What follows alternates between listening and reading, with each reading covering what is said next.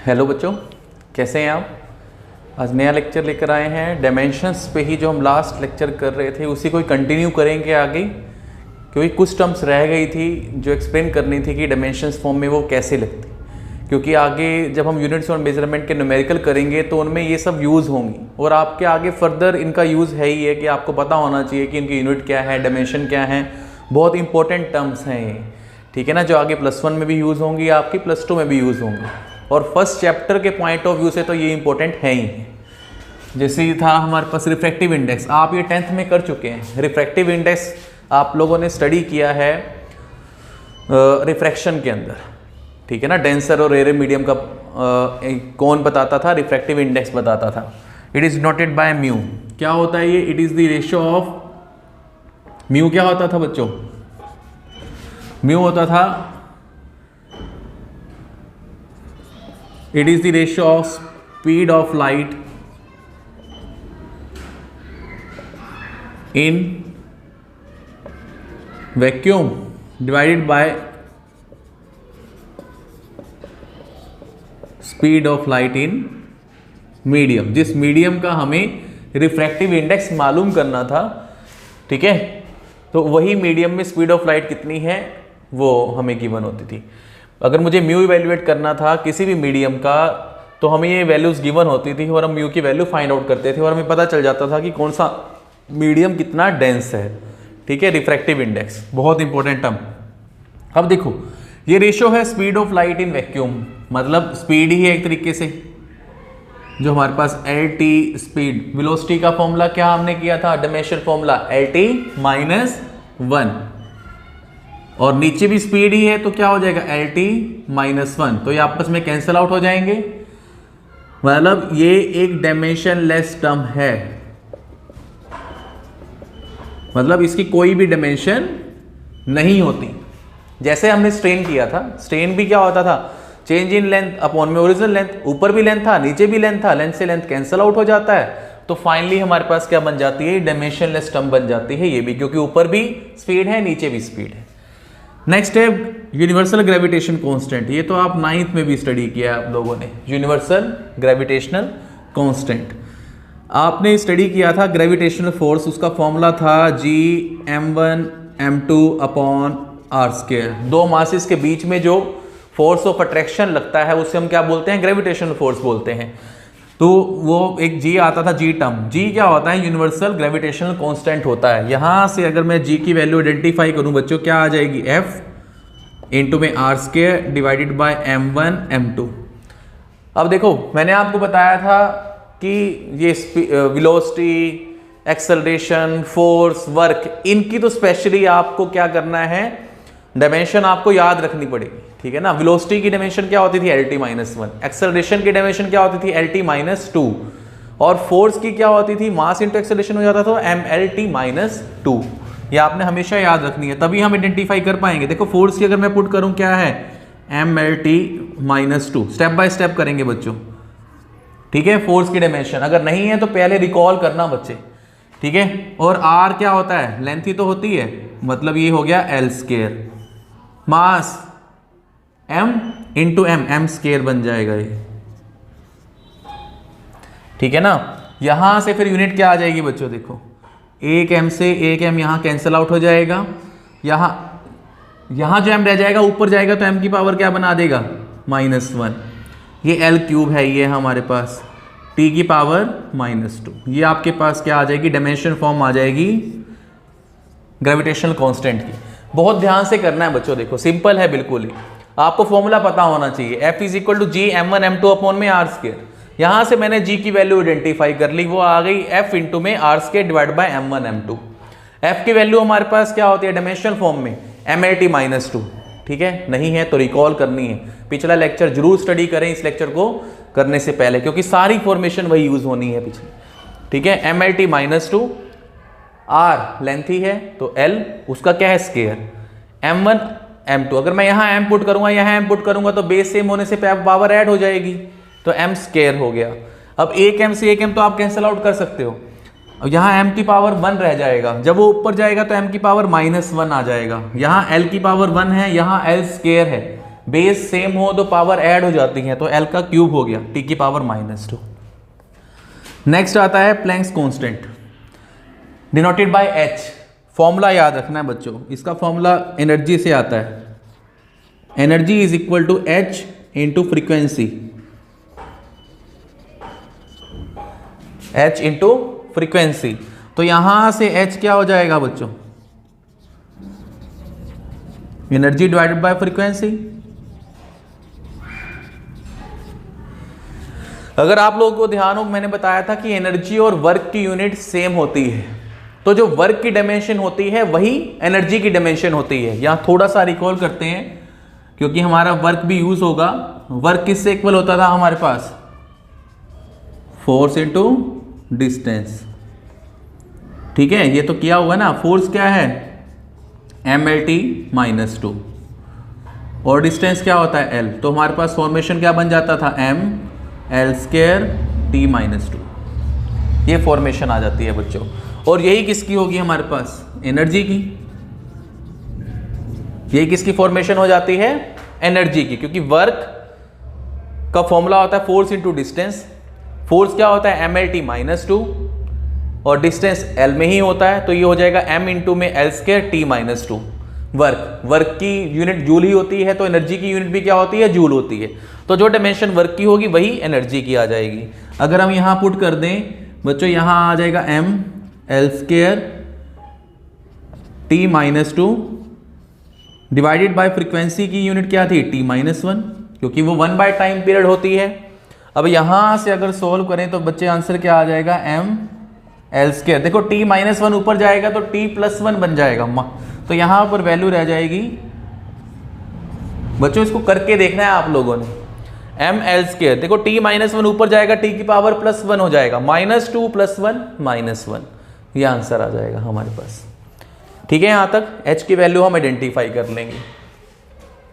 अब आ जाते हैं बोल्ट्जमैन कांस्टेंट पर। ठीक है, पॉज करके नोट करते रहना है। बोल्ट्जमैन कांस्टेंट बहुत इंपॉर्टेंट कांस्टेंट है, आगे आप इसका सारा स्टडी करेंगे। ये क्या कहता है, थर्मोडायनेमिक्स में हम स्टडी करेंगे बोल्ट्जमैन कांस्टेंट, जो चैप्टर आएगा हमारे पास। ये कहां से निकलता है, PV = KT। एक ये फॉर्मेशन होता है, एक ये लॉ होता है हमारे पास। यहां P जो होता है वो क्या होता है, प्रेशर, V जो होता है वो वॉल्यूम होता है, K बोल्ट्जमैन कांस्टेंट हो गया, और T क्या होता है, टेम्परेचर। ठीक है, थोड़ा सा अलग कॉन्फ़िगरेशन आएगा। देखो प्रेशर का फॉर्मूला क्या होता है, वो भी क्या होता है, फोर्स बाय एरिया, बताया था आपको। जो स्ट्रेस की यूनिट होती है वही प्रेशर की यूनिट होती है, फोर्स बाय एरिया। तो मैं पहले देखो, मैं यहां पर, चलो फोर्स को मैं F से शो कर रहा हूं, एरिया को A से। यहां अगर मैं P की जगह पुट कर दूं बच्चों, यहां मैंने F/A पुट कर दिया, इनटू में क्या चल रहा है, वॉल्यूम, ये क्या हो गया, K इंटू में T। तो यहां से अगर मैं K की वैल्यू आइडेंटिफाई करूं तो वो आएगा F/A इंटू में V/T। अब नॉर्मल डायमेंशंस पुट कर दो। देखो K की वैल्यू आइडेंटिफाई करनी है ना हमने डायमेंशन, तो नॉर्मल फॉर्मेशन पुट कर दो। फोर्स की डायमेंशन हमें मालूम है mLT-2। स्टेप बाय स्टेप चलेंगे बच्चों। फोर्स की डायमेंशन हमें मालूम है mLT-2, हमेशा याद रखना, बहुत इंपॉर्टेंट है। ए क्या होता है, एरिया का मतलब क्या हुआ, L²। ठीक है, अब इनटू में वॉल्यूम है, ये वेलोसिटी नहीं है, कहीं LT-1 पुट कर दो, वॉल्यूम है। वॉल्यूम की यूनिट क्या होती है डायमेंशन फॉर्मूले में, L3। T टेम्परेचर है, टाइम नहीं है ये, कहीं आप उसको T ही लिखा रहने दो, नहीं, ये टेम्परेचर है। टेम्परेचर के जब हमने फंडामेंटल यूनिट्स के सिंबल किए थे तो क्या आता था हमारे पास, केल्विन। ठीक है ना, K स्टैंड्स फॉर केल्विन। यहां पर K का मतलब क्या है, केल्विन है। अब अगर हम इसको सॉर्ट आउट करें बच्चों, देखो क्या होगा, L² से एक ये स्केयर कैंसिल आउट हो जाएगा, यहां सिर्फ 1 रह जाएगी पावर। ठीक है, तो हमारे पास K की डायमेंशन क्या, फॉर्मेशन क्या आ जाएगा, देखो M तो कोई कैंसिल आउट नहीं हो रहा, M वैसा का वैसे रहा। अब देखो L पे क्या इंपैक्ट हुआ, L² के यहां से L² मैंने कैंसिल आउट किया है, L तो पेंडिंग है, L और L क्या बना देगा, L²। ये T-2 और यहां पर केल्विन और एडिशन में आ जाएगा। सॉरी, ये फॉर्मेशन आ जाएगी हमारे पास, डायमेंशन फॉर्मूला आ जाएगा बोल्ट्जमैन कांस्टेंट का, mL²T-2 केल्विन, और सॉरी केल्विन की पावर ऊपर जाएगा तो क्या होगी, -1 होगी ना, ठीक है, ठीक है, केल्विन की पावर -1, जब के ऊपर जाएगा तो केल्विन की पावर -1 बना देगा। अब आ जाओ इलेक्ट्रिक चार्ज। चार्ज कहां से निकलता है, जो करंट होता है ना हमारे पास, करंट का फॉर्मूला होता है charge divided by time period.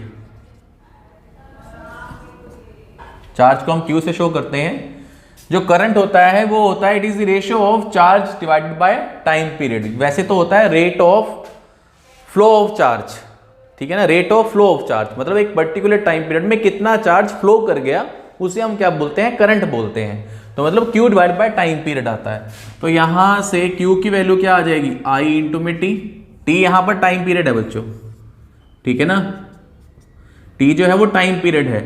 तो यहां से देखो करंट की यूनिट क्या होती है, एम्पियर, फंडामेंटल यूनिट है तो आप A ही लिखेंगे, टाइम पीरियड तो T ही होता है, ठीक है। तो मतलब कंबाइन यूनिट यहां पर M0 L0, T तो T ही है की पावर 1 और एम्पियर साथ में एक और फंडामेंटल टर्म आ गई है। तो हम Q की यूनिट हम ये पुट कर सकते हैं। और चार्ज की SI यूनिट क्या होती है, कूलम, ठीक है ना, SI यूनिट कूलम होती है। अब आ जाओ इलेक्ट्रिक पोटेंशियल पर।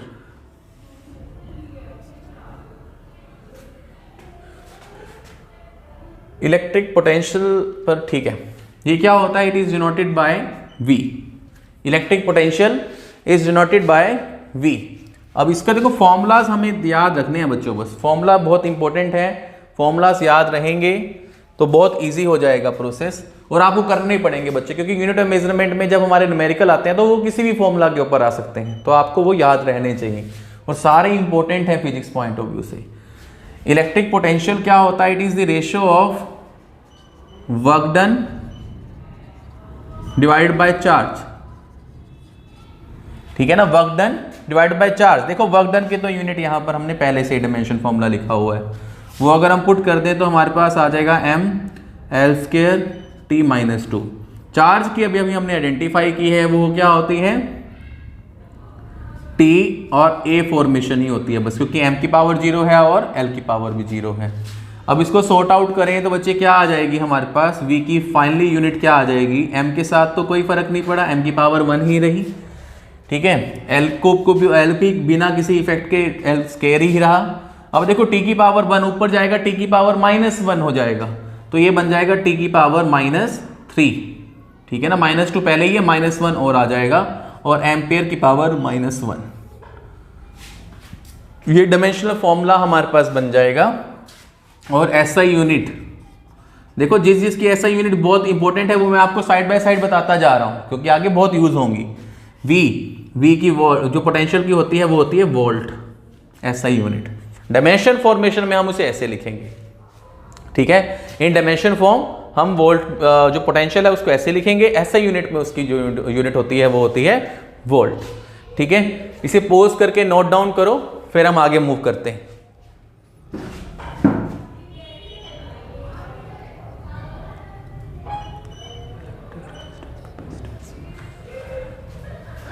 कर दें बच्चे इसे ड्रॉप रब।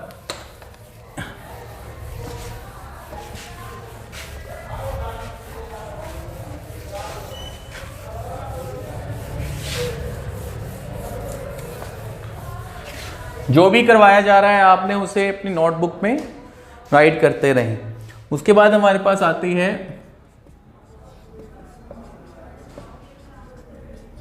Electrical resistance denoted by R। अब इलेक्ट्रिकल रेजिस्टेंस क्या होती है बच्चों? इलेक्ट्रिकल रेजिस्टेंस आपने ओम्स लॉ स्टडी किया है, V is equal to I into में R किया हुआ है ये आपने। तो यहां से R की वैल्यू हमारे पास क्या आ जाएगी, V divided by I। Potential का फॉर्मेशन हमने अभी अभी फाइंड आउट किया है बच्चों, पोटेंशियल का फॉर्मूला हमने अभी अभी फाइंड आउट किया है, क्या थी वैल्यू, M की power 1 L square T minus 3 ampere की पावर -1। यही किया है बच्चों, एक बार क्रॉस चेक करें। एम एल स्क्वायर टी की पावर -3 एम्पियर की पावर -1। करंट एम्पियर में ही होता है, तो रेजिस्टेंस की हमारे पास क्या आ जाएगी डायमेंशन फॉर्मेशन, एम की power 1 L square T -3 ampere की पावर, ऊपर जाएगा -1 और ऐड हो जाएगा -2 आ जाएगा। और इसकी SI यूनिट क्या होती है, ओम्स, ओम। लास्ट जो हमारे पास आ जाता है वो आता है electrical capacity denoted by C, electrical capacity denoted by C। और इसमें जो फॉर्मूला यूज होता है, इसमें क्या होता है, चार्ज जो होता है वो प्रोडक्ट होता है कैपेसिटेंस एंड वोल्टेज का, ठीक है, वोल्टेज कह लो पोटेंशियल कह लो, एक ही बात है, ठीक है, इलेक्ट्रिक पोटेंशियल का। तो यहाँ से C क्या आ जाएगा, Q/V। चार्ज की यूनिट हमने की थी वो कितनी आई थी, A इंटू में T कह लो या T इंटू में A कह लो, एक ही मतलब ये करंट और ये टेम्परेचर को शो करता है, टाइम को, सॉरी, ठीक है ना, ये एम्पियर करंट को और ये टाइम को। पोटेंशियल की हमने आइडेंटिफाई कर ही रखी है, वो होता है m की पावर 1 एल स्क्वायर टी की पावर -3 एम्पियर की पावर -1। तो ये क्या आ जाएगा बच्चों, क्या वैल्यू आ जाएगी C की, m की पावर -1 एल की पावर -2 टी की पावर 4 और ये एम्पियर स्केयर, ये हमारे पास आ जाएगी, ठीक है। और इसकी SI यूनिट होती है कैपेसिटेंस की फेरेड, FARAD, ठीक है बच्चों। ये हमारे पास किसकी यूनिट आ जाएगी, डायमेंशन किसकी आ जाएगी, कैपेसिटेंस की, और उसकी SI यूनिट क्या होती है, फेरेड, ठीक है। ये हमारे पास डायमेंशंस थी, यहां तक नोट करो, फिर आगे मूव करते हैं।